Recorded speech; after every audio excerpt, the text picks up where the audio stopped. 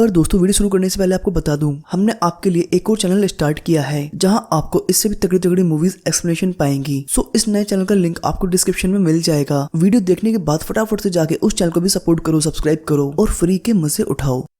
तो हमारी आज की मूवी बहुत ही ज्यादा हॉट एंड गर्म लड़की के बारे में है, जिसे एक नहीं दो नहीं बल्कि पूरे कॉलेज के लड़के पाना चाहते हैं, क्योंकि वो है ही इतनी ज्यादा सुंदर और हॉट कि आपका भी टुंडरा शायद खड़ा हो जाए। तो इस मूवी में हम देखेंगे कि वो हॉट लड़की किस किस्मत वाले लड़के के हाथ लगती है। सो बिना किसी देरी के चलिए वीडियो स्टार्ट करते हैं। मूवी के स्टार्टिंग में हम टेड नाम के स्टूडेंट को देखते हैं जिसकी उम्र 16 साल है, और वहीं दूसरी तरफ हम मूवी के लीड एक्टर मैरी को देखते हैं जिसे टेड बहुत ज्यादा पसंद करता है और पाना चाहता है। बल्कि मैरी को टेड ही नहीं पूरे कॉलेज के लड़के दबा के प्यार करते हैं और पाना चाहते हैं, क्योंकि मैरी पूरी कॉलेज में सबसे खूबसूरत लड़की होती है। फिर हम देखते हैं कि स्कूल में मैरी की एंट्री होती है और कॉलेज के सभी लड़के और लड़कियां मैरी को देखने लगती हैं और आपस में बातें करते हैं कि इस बार मैरी किसकी प्रोम क्वीन बनेगी, क्योंकि मैरी जिसके साथ भी प्रोम पे जाएगी वो सच में काफी लकी इंसान होगा। फिर हम बॉर्डन नाम के एक लड़के को देखते हैं जिसे कॉलेज के कुछ लड़के परेशान कर रहे होते हैं, पर तभी वहाँ टैड आता है जो वार्डन को उन लड़कों से बचा लेता है। और तभी वहाँ मैरी भी आ जाती है और वो टैड को वार्डन को उन लड़कों से बचाने के लिए थैंक्स बोलती है, क्योंकि वार्डन मैरी का ही रियल भाई होता है। और इस तरह जाने अनजाने टैड मैरी के दिल के काफी करीब आ गया था। फिर ये दोनों लोग बातें करते हुए मैरी खुद ही टैड से प्रोम के लिए पूछती है, तो टैड तो यही चाहता था इसलिए वो जल्दी से हाँ कर देता है। अब कुछ देर बाद टैड अपनी जिंदगी की इतनी बड़ी खुशी अपने दोस्तों के साथ शेयर करता है, जिसपे उसके दोस्तों को ट्रस्ट नहीं होता और बोलते हैं तू अपनी शक्ल तो देख जरा नेवले, तेरे से लड़की तो क्या मच्छर भी नहीं पटेगी, जा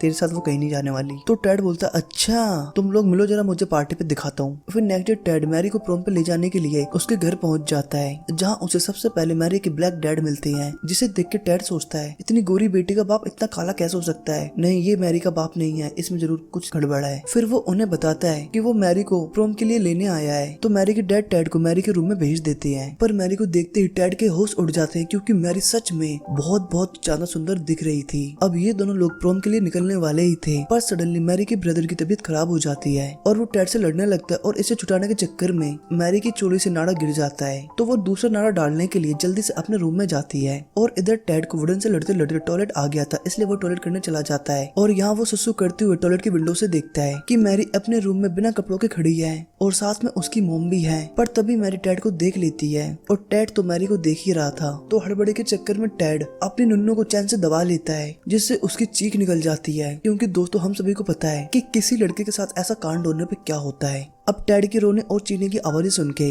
मैरी के डैड वॉशरूम के अंदर आते हैं और उससे बोलते हैं दिखा मैं तेरी नुन्नू निकाल दूं। पर एक बार तो वो भी टैड की नुन्नू को फंसी हुई देखकर डर जाती हैं, क्योंकि टैड ने सच में अपनी नुन्नू को बहुत बुरी तरह फंसा दिया था। जिसके बाद ये सभी लोग टैड को लेकर हॉस्पिटल जाते हैं, और अब टैड भी समझ गया था कि उसका मैरी के साथ प्रोम पे जाने का सपना अधूरा ही रह जाएगा। और इसी कांड के साथ साथ मैरी और टैड के स्कूल भी खत्म हो जाती है, और हमें मूवी 13 साल बाद की दिखाई जाती है, जहाँ अब टैड और मैरी की मुलाकात नहीं होती, और टैड अब 29 साल का हो चुका है, लेकिन आज भी वो मैरी को शिद्दत वाला प्यार करता है। और इन सब के बारे में वो अपने बेस्ट फ्रेंड को बताता है। तो उसका बेस्ट फ्रेंड पूछता है कि तुम्हारे साथ ऐसा क्या हुआ था कि तुम मैरी के साथ प्रोम पे नहीं जा पाए। तो टैड अपनी आप बीती अपने दोस्त को बताता है, और उसका दोस्त सारी बातें सुनने के बाद टैड को सजेस्ट करता है कि तुम एक डिटेक्टिव हायर करो, वो तुम्हारे लिए डेफिनेटली मैरी को ढूंढ देगा। और इस डिटेक्टिव का नाम होता है पैट। और दोस्तों मैं आपको बता दूं ये बहुत बड़ा एमसी और हरामी बंदा होता है, और टैड पैट को ये सारा काम सौंप देता है और बोलता है कि तुम उसके बारे में जितनी भी डिटेल निकाल सको वो सारी डिटेल्स मुझे चाहिए। तो फाइनली पैट मैरी को ढूंढ लेता है, और उसे पता चलता है कि मैरी अब एक सक्सेसफुल डॉक्टर है और अपनी सिस्टर के साथ रहती है और अपने दोस्तों के साथ टाइम स्पेंड करती है। फिर एक दिन पैट मैरी को चुपके से देखते हुए उसे दूरबीन से उसके रूम में बिना कपड़ों के देख लेता है, और उसके मोटे मोटे भरे भरी मदर डेयरी भी देख लेता है, जिसे देख के पैट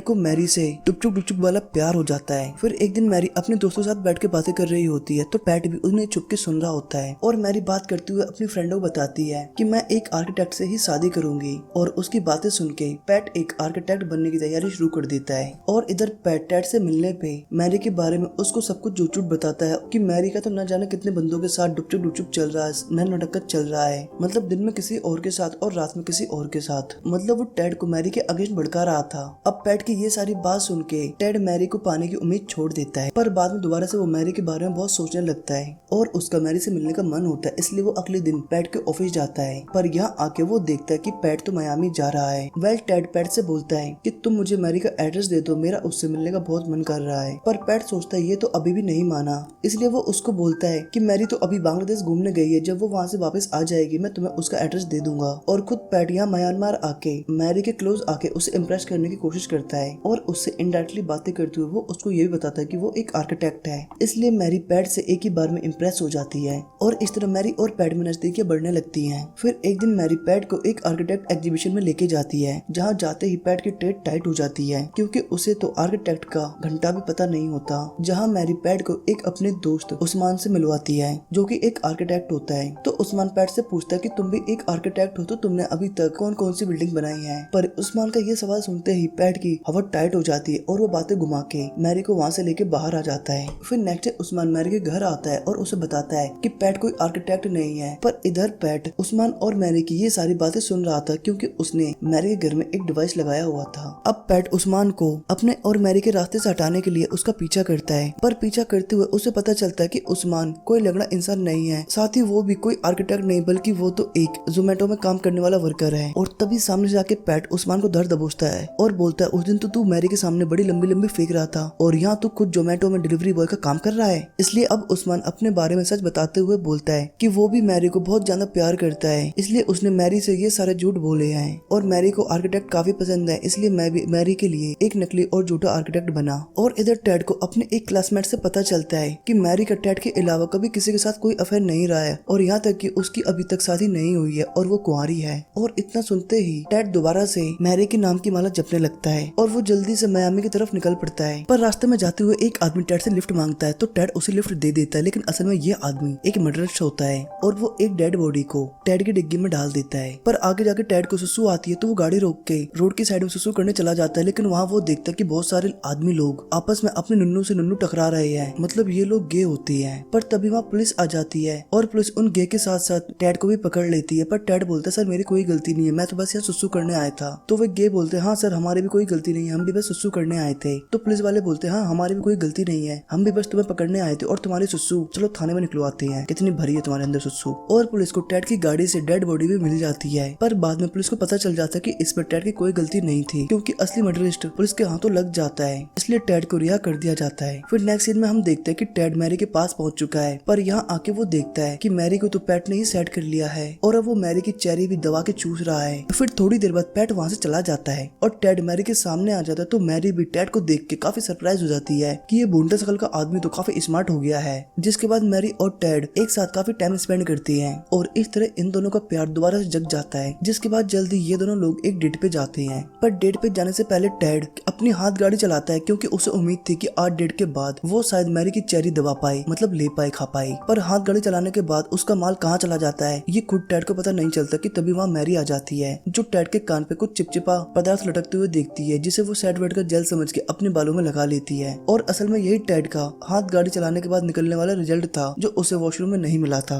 और इधर डेट पे आने के बाद भी हम देखते हैं कि मैरी के बालों में सैड वर्ड का असर अभी तक काफी कड़क है। फिर घर आके मैरी अपनी आंटी को बताती है कि पैट तो धोखेबाज निकला, मैं तो टैड से ही शादी करूंगी। पर कुछ दिनों बाद मैरी को एक लेटर मिलता है जिसमें लिखा होता है कि टैड ने ही पैट के थ्रू मैरी की जासूसी करवाई है और ये बात पढ़ के मैरी टैड से नाराज हो जाती है। पर टैड मैरी को काफी मनाने की कोशिश करता है, पर मैरी एक बात नहीं सुनती और उससे वहाँ से जाने को बोलती है। तो टैड भी बाहर आ जाता है और वो समझ जाता है कि ये सब कुछ पैट का किया धराया है और इसलिए वो अगले ही पल पैट के घर पहुँचता है और वो पैट पे चिल्लाते हुए बोलता है कि तुमने मैरी को लेटर क्यों भेजा और उसमें ये क्यों लिखा कि मैंने तुम्हें उसकी जासूसी के लिए हायर किया था। इस पे पैट बोलता है तुम्हारा दिमाग खराब है क्या, मैं ऐसा क्यों करूंगा, ऐसा करने से तो मेरा भी पत्ता कट जाएगा और वो भी मुझसे नफरत करने लगेगी। और इधर उस्मान पैट से पूछता है कि ये आदमी कौन है, तो पैट बताता है इसका नाम टैड है और यही वो लड़का है जिसे मैरी अभी तक पसंद करती थी। जिसके बाद ये दोनों लोग सोचते हैं कि मैरी को वो लेटर किसने दिया होगा। जिसके बाद हमें पता चलता है कि टैड का क्लासमेट भी मैरी को ही पसंद करता था और वो भी स्कूल के दिनों में मैरी का बॉयफ्रेंड रह चुका है। इसका मतलब ये है कि मैरी भी कम नहीं थी और वो सच्चे प्यार के बहाने कई लौंडों के कच्चे उतार चुकी थी। फिर टैड का क्लासमेट मैरी के घर आके उसे लिपटने लगता है, पर तभी वहाँ टैड, पैट और उस्मान तीनों पहुँच जाते हैं और वो मैरी को टैड के क्लासमेट से बचा लेते हैं। अब मैरी चारों तरफ से ऐसे लोगों से घिरी हुई थी जो उसे झूठ बूठ बोल के बस पाना चाहते थे, उसकी लेना चाहते थे, सिवाय टैड के। फिर टैड मैरी के एक एक्स बॉयफ्रेंड को लेके आता है जिसका नाम ब्रैड होता है, क्योंकि टैड ये सोचता है कि ये मैरी के लिए सही होगा क्योंकि उसने अभी तक मैरी से कोई झूठ नहीं बोला और शायद मैरी भी उसे पसंद करती है। और वो ब्रैड को घर में अकेले छोड़ के बाहर आ जाता है और बाहर आके अपने दांत फाड़ के रोने लगता है। पर तभी मैरी बाहर आती है और उसे देख के टैड के चेहरे पे स्माइल आती है कि शायद वो टैड को आई लव यू बोलने आई होगी। पर मैरी आके बोलती है कि तुम अपनी गाड़ी की चाबी अंदर ही भूल बोल आए थे। और ये सुन के टेड का मुंह दोबारा से जड़े हुए सामान जैसा हो जाता है और टेड की ऐसी शक्ल देख के मैरी इस बार टेड को बता देती कि वो सचमुच बस तुमसे ही प्यार करती है। और इतना बोलते ही टेड मैरी के गले लग जाता है और दबा के चुम्बन चाटी करने लगता है और इस मूवी का एंड हो जाता है। सो आपको इन दोनों की लव स्टोरी कैसी लगी हमें कमेंट में जरूर बताना। And thanks for watching.